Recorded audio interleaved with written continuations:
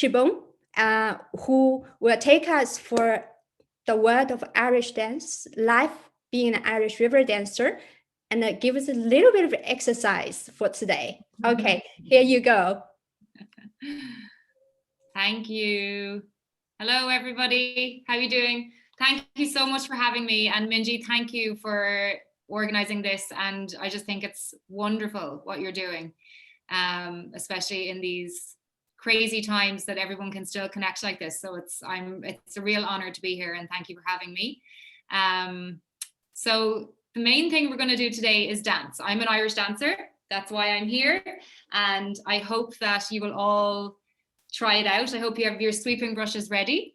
We're going to do an Irish brush dance later on, so we'll get to that later. I won't bore you too long with talking, but the plan is I will introduce myself and I will tell you a little bit briefly about the history of Irish dance, and talk a bit about Riverdance, which everyone I'm sure has heard of, and then we will go on to our class. So happy Easter as well. So one thing I'd love as well is I'd love to get a little bit of feedback. Can we get a record? Yes, of course. Recording is good, if everyone's okay with that. As Minji was saying, so I run the Irish Dance Experience here in Galway. So I started it about 2 years ago, and it's mainly for tourists or enthusiasts or anybody who just wants to learn a little bit about Irish dance and come and experience the dance. I haven't moved it online as of yet. So my last class that I did was March last year, or no, before March, February, I'd say last year. And I haven't been doing any classes since in this capacity. So I haven't been teaching the Irish Dance Experience since. But I think this summer, because I don't have that high hopes for actual tourism in person, I think I will move it online, and I have had a few requests and stuff, so I'd love a bit of feedback. So at any point, if you want to throw anything in the chat, any suggestions, anything at all at the end, and if you want to ask me any questions along the way, stick it in the chat. And I have a question for you to start off. So if you could tell me, in however you like, if someone says to you Irish dancing, or if someone says the phrase to you Irish dancing, or what is Irish dancing, I'd love to hear what you would say to that, or what you would think, what comes to mind, anything at all. There's no right or wrong, just pop it in the chat, and just from out of my own interest, what I like to know what the international impression is of Irish dance, because there is, especially now with Riverdance being so famous, Riverdance and Irish dance have kind of almost become synonymous with each other. Even Minji, the fact that you named this experience Irish Riverdance is exactly what I mean. So I toured a lot in America, and a lot of people, especially in America, will call Irish dancing river dancing, which is completely fair enough. I liken it to the Hoover of the vacuum cleaner, you know. It's kind of it is actually a show, Riverdance, but people now call Irish dancing river dancing. So I find that really interesting. So a little bit about myself. I'm going to go in and out of sharing my screen as well, if you don't mind, just so I can show you some pictures and a few old clips as well, some footage of some different types of dancing and that kind of thing that we do here in Ireland. So I'm going to share my screen. I'll come in and out.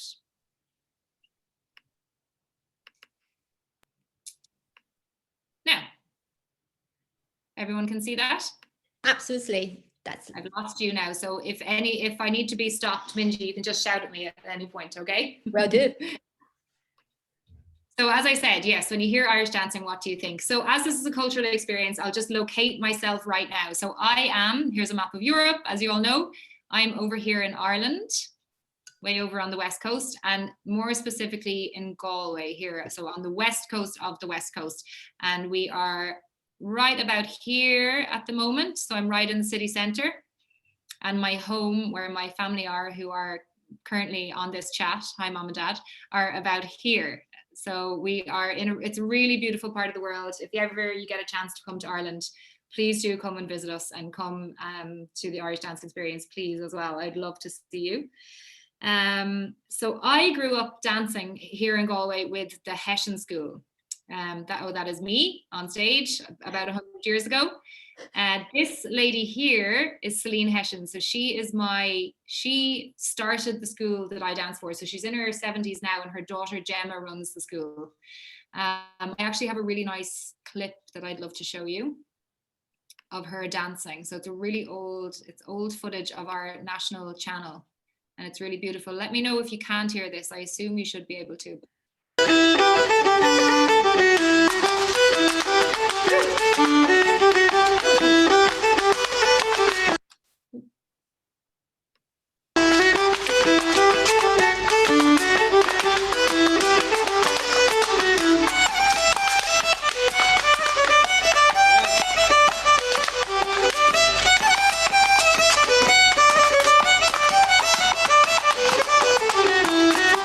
So she is an absolutely wonderful dancer. And even in that clip there, she's dancing a slip jig, which is generally done with soft shoes, which I have here. So these are soft shoes. This is a very old, these are my old shoes. The older, the better. They're more comfortable. But these are soft shoes or palms, which aren't unlike a ballet shoe, but they're made of leather and they're black.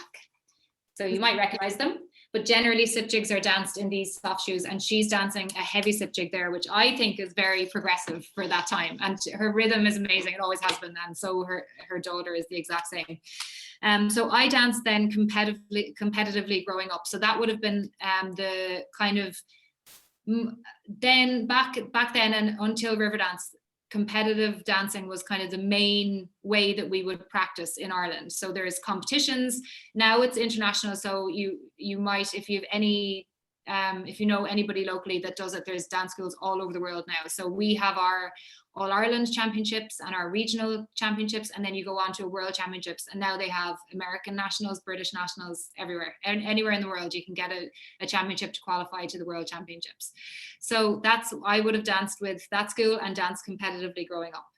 Wow. Lean's daughter Gemma, who now runs the school, went and joined Riverdance when she was younger. So she was one of the only people that I knew that locally that was in Riverdance, and that was kind of where I first kind of had heard about it even really.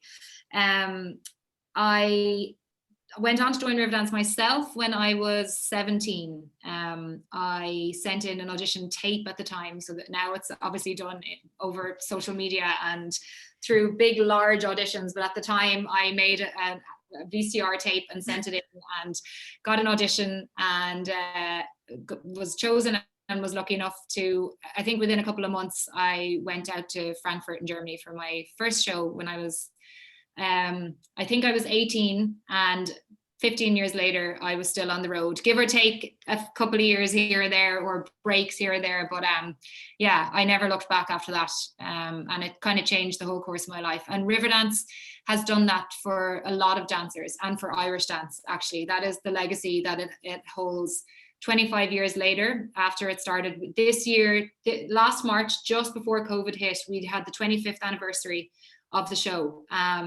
Actually, it was in Radio City in New York when Broadway was shut down, and they did, I think, 3 or 4 shows in Radio City, and then the whole thing was shut down. So that's how recent that was, and it's still going to this day. And before Riverdance, there really never was a professional outlet for Irish dancers. So like I was saying, we would have danced competitively, and maybe if you wanted to continue, you would go on and teach. But other than that, there was no outlet really for Irish dance. But now there is a professional pathway. So that for me is the real legacy of Riverdance, that you can go on and it can be your career. And even when I was younger, I was very young in 94 when Riverdance was first even thought of. So that pathway for me didn't even really exist. I kind of fell into it, whereas now younger dancers grow up saying, I want to be a professional dancer. So that, I think that's an amazing thing. And actually I want to show you, I'm sure some of you have seen it, but I am always surprised that sometimes people haven't. So I'm going to share my screen again, and I'm going to show you, lost you there, here we go. And I'm going to show you the original Riverdance piece that was actually danced, this is it here, so it was actually danced as a interval piece in the Eurovision Song Contest. So if you're from Europe, you'll know what the Eurovision Song Contest is, but if you aren't, it is this crazy event that happens every year that every European country enters a song, and they choose a winner. And so I suppose in 90, whoever wins then host the following year. So in 93, Ireland won, and 94, it was held in Dublin, and they had to come up with an interval act. And the producers came up with Riverdance. So it was really only ever meant to be a 7-minute interval piece for the Eurovision Song Contest, which again, a lot of people don't know. But the reaction was so huge, and everybody was talking about it for weeks and weeks, that the producers thought, okay, we're on something here. And they created an entire show around it, which then became the Riverdance show, which is pretty much the same show that's touring around at the moment. So if you go to see it now, other than the costumes and the set, it's pretty much the exact same. So this is a couple of minutes long, but very enjoyable.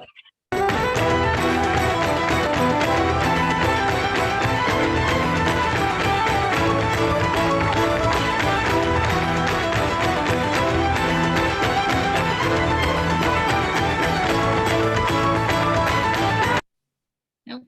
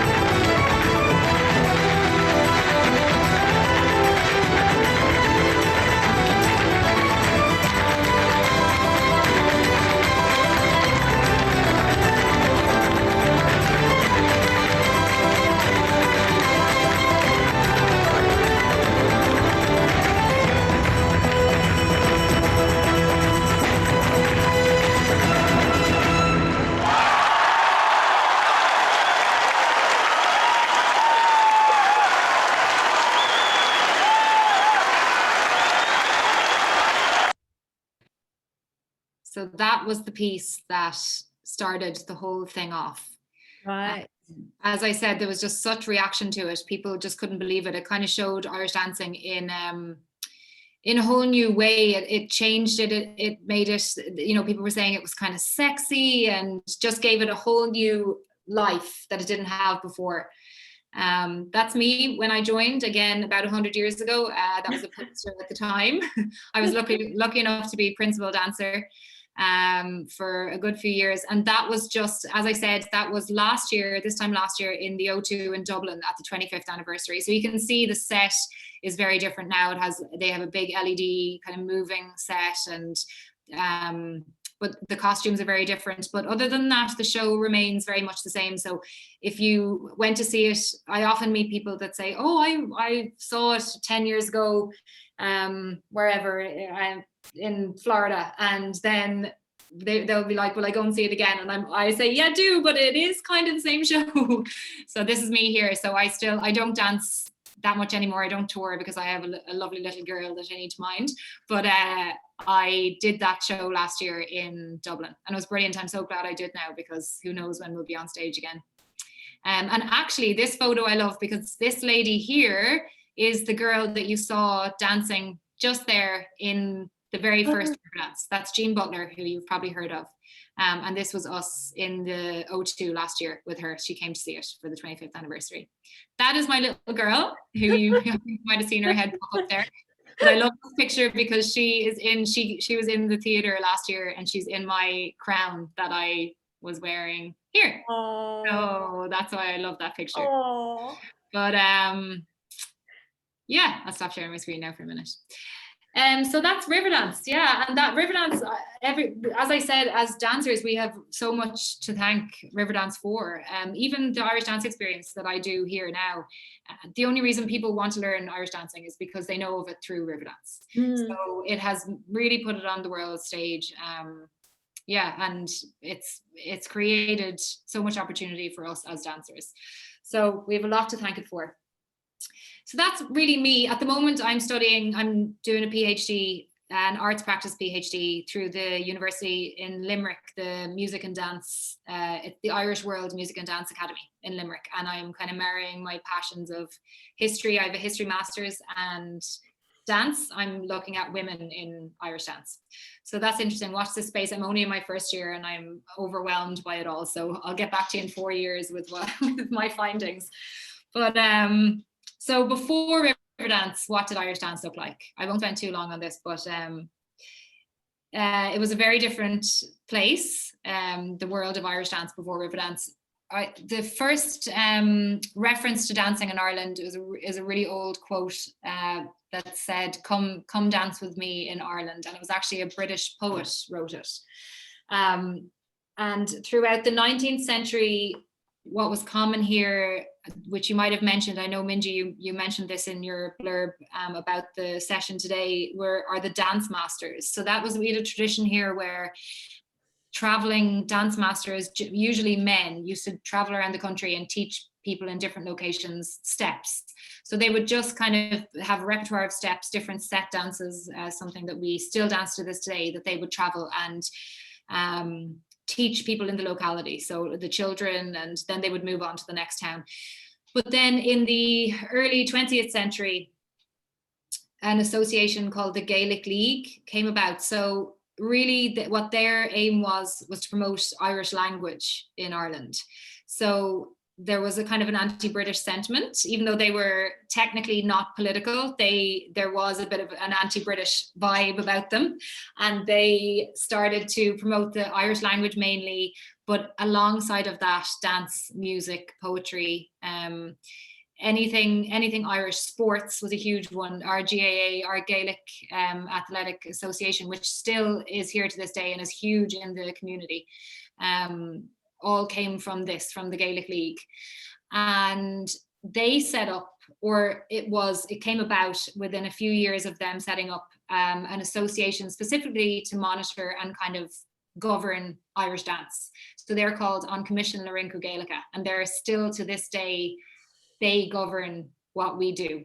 So there are different governing bodies along the way. There's been different kind of splits and different organizations happening, but that is the organization that I am a part of, and I think arguably it's the largest one. So if there are people dancing in the States or wherever, they would generally be under this organization. So CLRG is what we call it for short. So say I'm an official Irish dancing teacher, I had to go and get my qualification through CLRG. So when this came about, the dance masters kind of became obsolete because they started to write their own books and which dances were Irish and not British, and this is what you're allowed to do and this is what you're not allowed to do. And it was the same with the tunes. It was like where they really located where certain tunes were from, and you actually weren't allowed to dance certain dances if they were deemed to be British in any way. So advantages and disadvantages with that, obviously, but we still use the same repertoire today, and we learn from those books that they put together back then in the early 20th century. So as I said, that is the other than Riverdance, the other recognizable Irish dance aesthetic is, I'll share my screen again, is the competitive scene. I'm not sharing that right now, am I? No, not. Let me see. Share. So unfortunately, we do sometimes get bad press for this, but slideshow. We are known for this look, for the curly hair with the wigs and the glitzy costumes. Now, this is actually Claire Greeny, who's a local dancer here. This is Celine, who I showed you the clip of her dancing. That's my dance teacher, and her daughter Gemma, who now runs the school. So they have this. This is a World Championships. Claire is an absolutely phenomenal Irish dancer. Has won the world 6 times, I think. This was a few years ago. And to me, when I look at that, I see nothing unusual. That I am used to that. That is what the competitions look like, and that is what they look like. But when other people see that, I can understand that all they see, is glitz and hair and fake tan and makeup and stuff, which is unfortunate. There's a lineup of champions because there's so much skill involved. It really, and the athleticism needed to dance the way that they dance now, specifically, even more so when I was younger, is really, really phenomenal. It takes serious commitment. So it is unfortunate that it is known some every now and then in the press, you know, this will get a lot of negative press, the kind of aesthetic of the whole thing. But that's a jump that they're doing. But as you can see, you need to be very muscular, you need to be very fit. So it's a pity that is how it's known. That's a picture, an old picture of dance masters that used to travel around that I was talking about. So competition was the main one. And now as a result of Riverdance, that's what we'll be doing later on. Don't be worried. There has come about, which is a great thing actually, lots of different independent dance companies, and because of Riverdance, different people are more brave, I would say, in the form. So they will fuse different dance styles. Younger people will try different things. I actually have a clip. There's a group recently, if you ever watch Got to Dance, which is a UK-based dance competition. Now, it's not unlike the X Factor, but except they're very talented dancers, most people that enter. I'm going to show you this clip. But this is what you could see today as Irish dance. Like, it has many different faces today, which I think is a really, really great thing, because it's gonna give it longevity. But this is Prodigy, who I toured with for a year actually after they won this.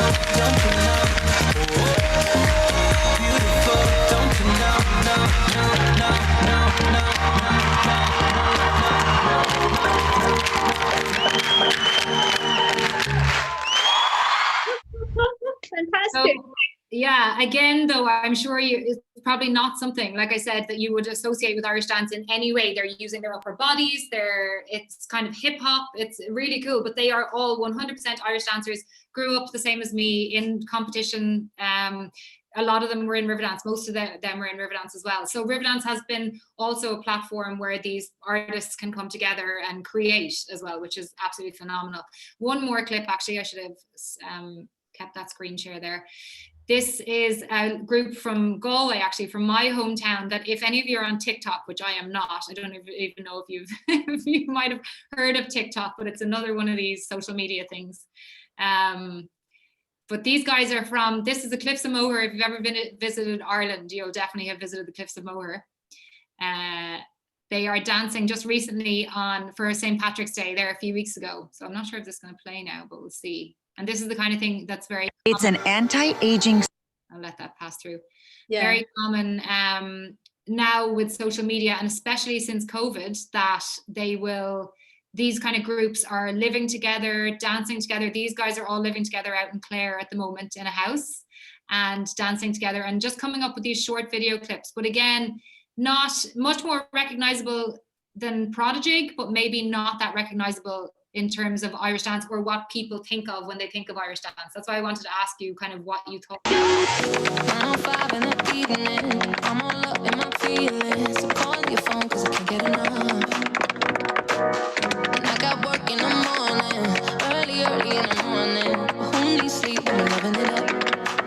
I gotta do this the hard way. My body wants to be in arms, baby. Something I regret in the morning. But love is scary, when you're calling. I'll stop it there. Wow. Yeah, but they're just local to us here as well, and they're doing really, really well. They have, well, in terms of, you know, they've got hundreds of followers on TikTok, millions of followers. So I saved this for last because this is what you're going to be doing. Okay. maybe not like this guy. This guy is absolutely phenomenal. But by the end of the class, which I'm just looking at the time there, you'll definitely be able to do some of it. Okay, so I'm going to show you a small clip of this. Sean-nós is another style of Irish dancing. It's actually our oldest style. It's a little bit different to the Riverdance style in that everything that we do, that's called step dancing.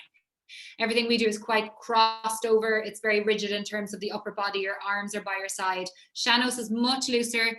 They interpret the music and dance specifically to whatever tune that they're dancing to, whereas we would have very strict structures, like I was saying before, about what we're dancing and the dances that we're dancing. But I'm going to let you have a little look at this before we get kicked off.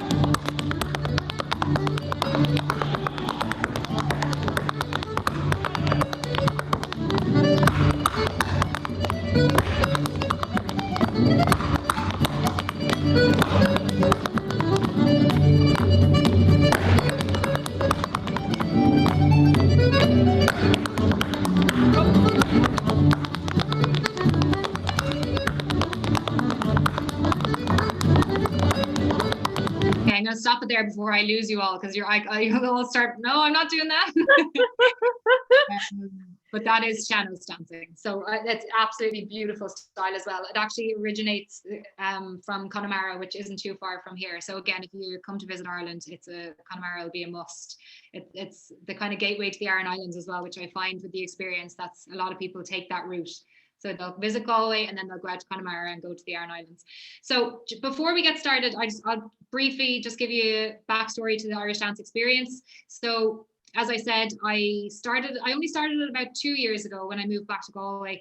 The idea was ruminating for a long time, because when I was in Argentina, about, I'd say 7 years ago, Riverdance, we wanted to learn to do the tango, obviously being a group of dancers. So we found a class that took us in for an hour, and they were professional dancers. They, like me, they were ex-professionals, and they took us in and again told us a bit about the history and taught us how to do the tango for an hour. So I have completely ripped off their model with Irish dancing, and I'm now doing that here, because it's something that actually you can't get, or you couldn't. You can now. But in my day, a lot of people used to come, and through the dance school, they would say, can we come and learn to dance in the dance school? And it's not set up like that. They're very competitively driven. You can't kind of just go and learn as a once-off class. So I kind of saw a gap for it, and it's really good fun. And I, obviously, because I traveled for so long, I really enjoy interacting with people that come here and stuff. I think, Minji, I'm sure you can attest to this, like that's what's so lovely about Airbnb in particular experiences, is it can be quite intimate groups, and you really get a chance to meet people and chat and that kind of thing. So it's really nice. I'll show you my shoes as well. So these are my heavy shoes. So this is what we dance with. So again, they're not unlike tap shoes, actually. They have fiber. The only thing is we have fiberglass on our tips as opposed to metal. So tap dancers would have metal, and we have fiberglass heels as well. So they are very old, as you can see. I have elastic in the laces, because when we're doing the shows, we have to do a lot of quick changes. So you just run off, quickly take off your shoes, quickly, and the elastic helps. If I had to tie my shoe, I wouldn't have time. I wouldn't get back on the stage in time. So thanks so much for listening. And if you want to make some room for yourselves and grab your sweeping brush, maybe we could do a bit of dancing. Yeah, that's just fantastic. I just saw a question there. What brand are my hard shoes? These are Phase. So that's obviously someone there who's in the know. So these are Phase hard shoes. I haven't had a chance to look at the other questions. So maybe at the end, we can have anyone wants to ask a question. Yeah, that'd be great. Great. Thanks. That's like fantastic video shows of classic Riverdance in the past, and also this fantastic modern shows how young people reinterpreted it. Yeah, I'm ready to go. And for people in the group, if you like, please join along. If you would like to turn on the video, we can see your dance as well, so we can have a little bit of fun together. Yeah, I'm excited. I'm not sharing that screen anymore, am I? No. No, we're seeing you. Perfect. Okay, so just shout at me if you can't see me or if I go off for some reason. So very simple. I promise you by the end, people always really worry that they're not going to be able to do it, but I promise you that you will be able to do this. It's very simple. So make some room if you can. We're going to do a very simple step. Right leg in front of the left leg, and you're simply going to step on your right. Right. Your left is behind, left, right. And that's it. 1, 2, 3. Right, left, right. 2, Ready? 3. Right. 1, 2, Left, right. Okay. And again, so right leg in front, right, left, right. Then you're going to bring out your left leg and put this and do the exact same thing on the opposite leg. Left, right, left. Keep going. Right, left, right, and left, right, left, and right, left, right, and left, right, left, and 7, 2, 3, and an 8, 2, 3. Excellent. That's excellent. I can see whoever I can see there, you're all doing it really well. Ready? Let's do that again. Okay, so 8 times. We do 1, 2, 3, 2, 2, 3, 3, 3, 4, 3, 5, 6, 7, and 8. Okay, right leg in front, right, left, right, and a left, right, left, and a 3, 2, 3, and a 4, 2, 3, and a 5, 2, 3, and a 6, 2, 3, and a 7, 2, 3, and an 8, 2, 3.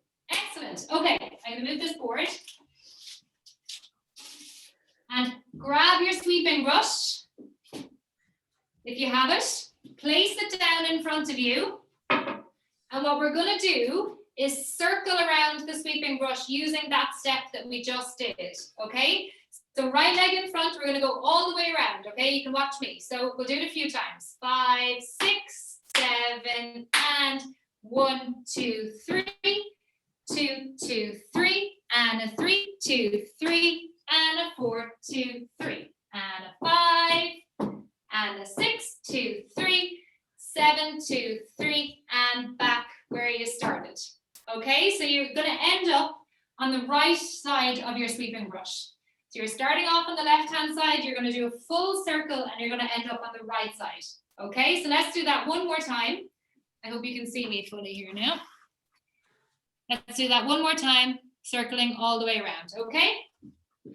Right leg in front, 5, 6, 7, and right, 2, 3, and a left, 2, 3, right, 2, 3, and a left, 2, 3, and a right, 2, 3, and a left, 2, 3, 7, 2, 3, and 8, 2, 3. Okay? Now you'll be glad to know this entire dance is that step over and over again, just slightly differently. Okay, so what we're going to do now is you're going to step over your sweeping brush with the right foot. So your right leg is going to come across your left leg. So you're creating a cross with your legs, and you're doing the exact same step again, right, left, right. But your sweeping brush is going to be in between your legs. Okay, right, left, right. Then you're swiveling around to bring out your left leg. So the exact same step, left, right, left. But your sweeping brush is in between your legs. 1, 2, that's 3, and 4, 2, 3. I can see Minji's doing it right. 5, 2, 3, and a 6, 2, 3, and a 7, 2, 3, and 8, 2, 3. Okay? So we won't dwell, we can come back if you want, but we're going to move on. So the next bit, which is good fun, is a little variation. So you're stepping on your right, step, and right, and a left, and a right, and a left, and a right, and a quick, and a 1, and a 2, and a 3, and a 4. That's it. Woo! 6, and a 7, and an 8. Great. Really good. Really, really good. Excellent. Okay, let's do the first 3 steps. Okay, so we have circling around the brush for 8. Then we're going to do the same step again, right 2, 3, left 2, 3, with the brush in between your legs. And then the third step is the quicker version. Step and a step and a step and a step. Okay? So we'll do it all together. So round the brush. 5, 6, and a 7, and an 8, and a right, 2, 3, and a left, 2, 3. Right, 2, 3, and a left, 2, 3. 5, 2, 3, 6, 2, 3, 7, and stepping over right, 2, 3, crossing left, 2, 3, and a right, 2, 3, and turn your whole body, it'll help you. That's it. And a 7. Now stepping over 1 and a 2 and a U and a 4 and a 5 and a 6 and a 7 and an 8. 1 and a 2, 3, 4. Come to the back and pick up your brush. Okay? Really good. Really, really, really good. Only 2 little bits left. Okay? Same step, kind of, except what you're doing is you're holding the brush with your left hand. Okay? So you're keeping the brush in your hand with your left hand. With your right leg, you're swinging the right leg over the brush and you're doing your right, left, right. Okay, so let's do that again. So you have the brush in your left hand. You're swinging your right leg over the brush and you're passing the brush to your right hand. 1, 2, 3. Now keep forward. That's it, Minji. I can see. Make sure your body is staying forward. So hold it nice and low so you don't just swing the leg up too high. Swing the leg up, pass the left, the brush from the left to right. 1, 2, 3. Now the next bit is the same, but you're passing it back and bringing the left leg over, passing the brush from right to left. 2, 2, 3. And the same again. 3, 2, 3. And a 4, 2, 3. And a 5, 2, 3. That's it. 6, 2, 3. 7, 2, 3. 8, 2, 3. Good. Tips with that one. Keep the brush far away from yourself so that you're not getting caught up. So keep it far away and keep it nice and low as well. So you don't have to really swing the leg up high. So out in front of yourself, so just a little bit closer, I'll do it. You're passing the brush, left hand to right hand, right, 2, 3, passing it back over under the left leg, and right leg, and left leg, and a right leg, and a left leg, and a right leg. That's it. Left leg. Really, really good. Now, this is the crowd pleaser, okay? This is the one now you have to do. This is a good one to have because every Irish bar in the world will have a sweeping brush. So no matter where you are in the world, you have no excuse now. When the band is playing, you can grab the nearest sweeping brush and do a dance, right? So this one last step is the same thing, but it's quicker. So you're going 1 and a 2 and a 3 and a 4 and a 5 and a 6 and a 7 and an 8 and a U and a 2, 3 and a 4, 5 and a 6. Yes! And at the end, you kick up the brush and have it over your shoulder. Really good. I'm not going to play music because the sound never works with this, but let's do it full through all together once, okay? Just for the crack, okay? So I'll call it the whole time. So we've got around the brush, we've got stepping over the brush, then we've got the quick version, then we're picking up the brush and putting it under our legs, okay? Are we ready? So Yes, we are ready. 5, 6, and a 7, and off you go. Right, 2, 3, and a left, 2, 3, and a right, 2, 3, left, 2, 3, and a right, 2, 3, left, 2, 3, right, 2, 3, and step it over. Right, 2, 3, and across, 2, 3, right, 2, 3, and a left, 2, 3, right, 2, 3, left, 2, 3. Ready for the quicker 1 and a step and a 2 and a U and a 4 and a 5 and a 6, 7 and an 8. 1 and a 2, 3 and a 4. Come to the back and pick up your brush for a right, 2, 3, left, 2, 3, and a right, 2, 3, left, 2, 3, and a right, 2, 3. Yahoo! And ready for the quick as you can. And a 1 and a 2 and a 3 and a 4. 5, yahoo! And an 8. 1 and a 2, 3 and a 4. Pick it up and over your shoulder. Yes, guys. Brilliant. Well done. Well done. See, I told you be able to do it. I think, Siobhán, you forever changed how we do our housework at home. How my husband and I do housework. Exactly. It's a fun way to sweep the house. This is fantastic. It's so much fun. It's really good fun. It is. And you know, that's always the most fun, I feel like, in the class. So if you do get a chance to come to the experience, we do that. We do a bit of a Kaylee. So if I have a big group, like if I had all of you guys, we do a big Kaylee dance, which is really good fun. It's our group dancing. And then I always finish with a little bit of Riverdance. So actually you would learn what you saw at the end of that video clip, which again, you'll think, I won't be able to do that, but you do end up with a version of it, which is great. And it's always good fun. So yeah. I want to say as well, if you get a chance to follow us on Instagram at the Irish Dance Experience, that'd be much appreciated. We're doing I was telling Mindy, I'm doing a bit of a rebranding and stuff at the moment. So the website, I'm not sure if you can access the website at the moment. So the best place to find us is on Instagram at the Irish Dance Experience. It'd be much appreciated, and definitely come and see us if you're in Ireland. And I'm so happy to take questions if anybody has any questions or anything like that. And thank you so much for having me, and thanks for partaking, and happy Easter. Yeah, Siobhán, I have never burned so much energy in a cultural storytelling event. This is our first time. It's definitely so fun. Okay. Whenever we sweep the floor in the future, we will always think of you. So this is like a little bit of a Q&A time for some interaction with Siobhán to understand Irish dance and life as an Irish dancer. If you got questions, feel free to speak, raise your hand, or pop out the question in the text chat box. I do have a question for you, Siobhán. As you were selected as a principal Irish river dancer from such a young age, what does it take to be a good dancer?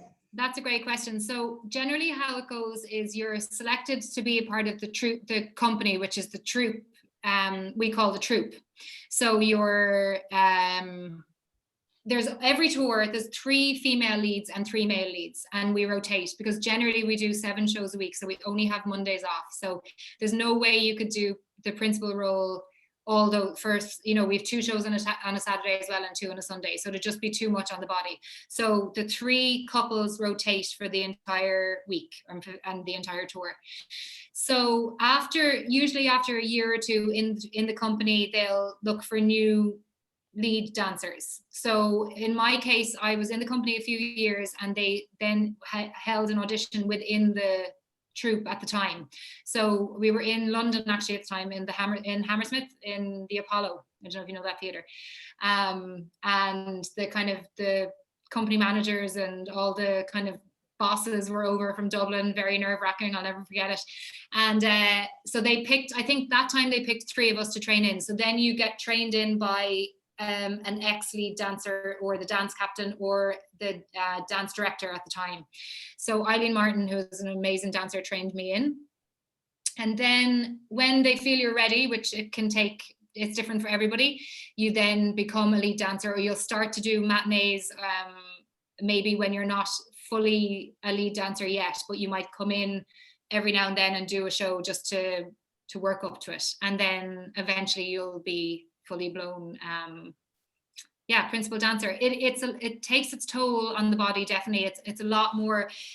The troupe dancing, Irish dancing in general, is really high energy. So it's all very tiring, and it's all very fast twitch, and when you're on. So the dances, they're 3 minutes long, but even at that, like sometimes you come off and you just need to lie down, like it's hard. So for the principals, they're on longer. So it's not that it's more strenuous, it's just you're on stage for a longer period of time. So I hope that answers your question. It's just it's preference for whoever is the manager at the time, or the dance director, or whatever it is. And then you just have to train harder, learn the steps. The other difference between the troupe and the lead is that the leads do a lot more arm movements. So historically in Irish dance, we don't use our upper bodies that much. It's in competition, it's all by your side. But when we went on to do the shows like Riverdance, you start to add kind of port de bras, what we call it. So it's almost like ballet movement with your arms. So that took a lot of training as well. But in Riverdance, we had the Russian ballet company are part of the show. So they used to help us out with that, which was great.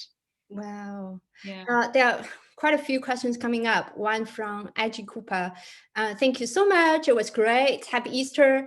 Do you think you would teach your daughter to do Irish dancing?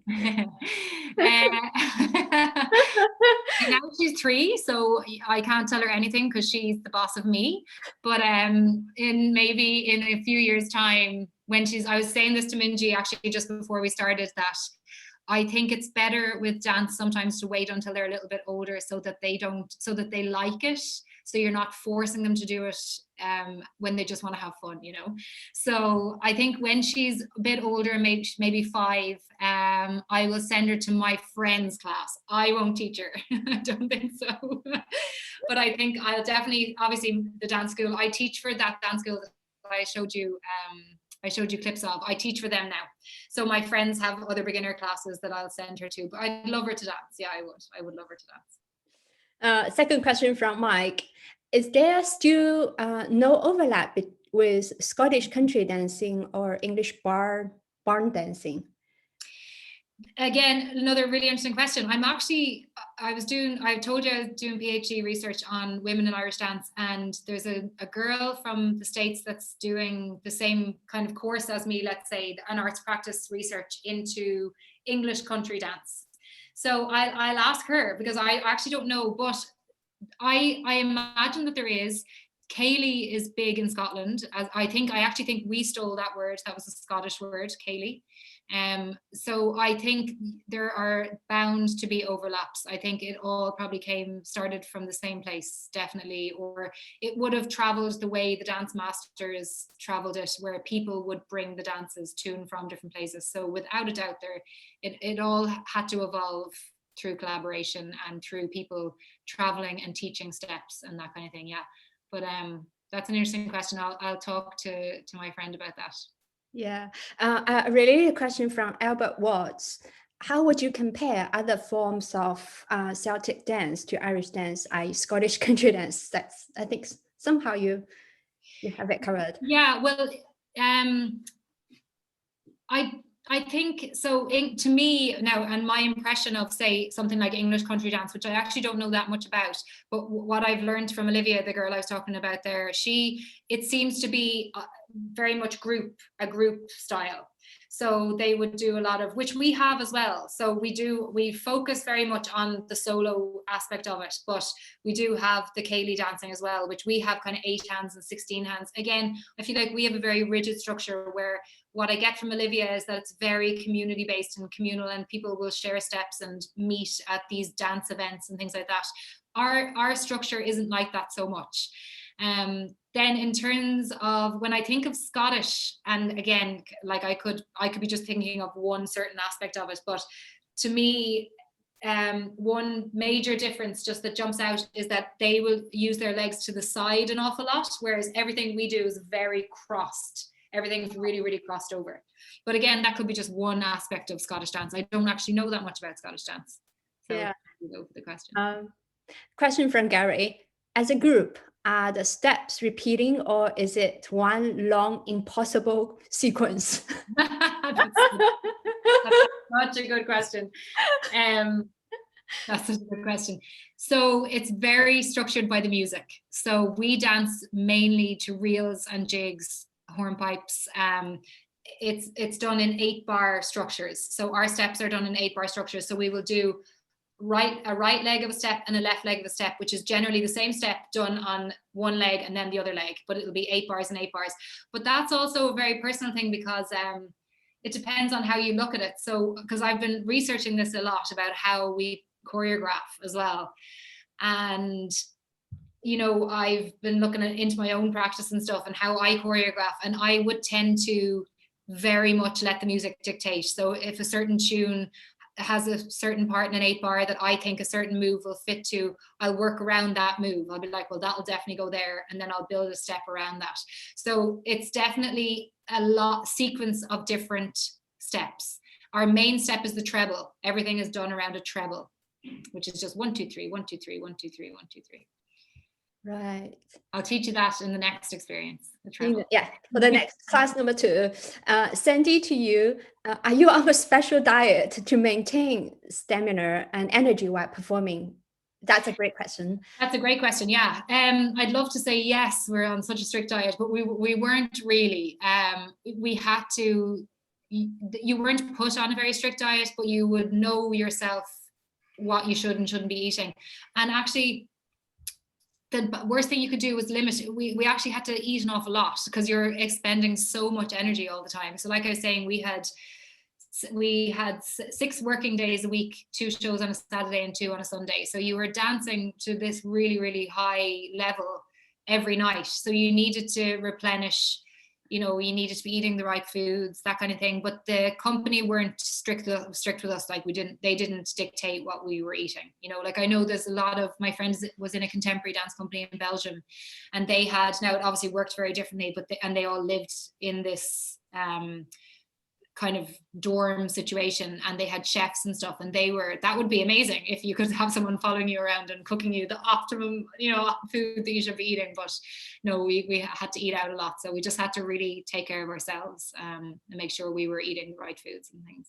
Wow, but it does sound like you were burning so much energy that you have to make sensible decision, like what do you eat. Oh yeah, definitely. Yeah, your body tells you as well. If you listen to it, you'd be like, I need to eat a lot today. I feel low energy, or your body really lets you know. A lot of water. We needed a lot of water intake.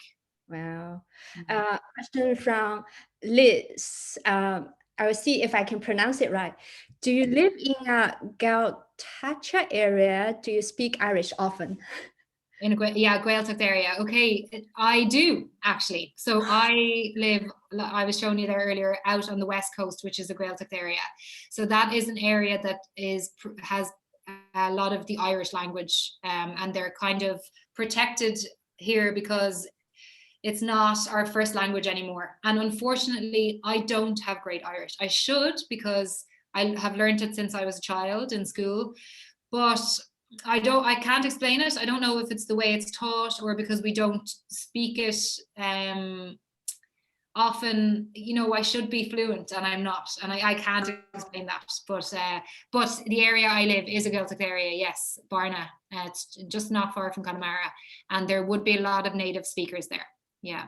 I wish. My little girl, you were asking about her going to dancing classes. She's definitely, we have schools that are all Irish, and I'm 100% going to send her to an Irish speaking school, hopefully. So yeah, talking about family, I know your parents, your dad and your mom are also here.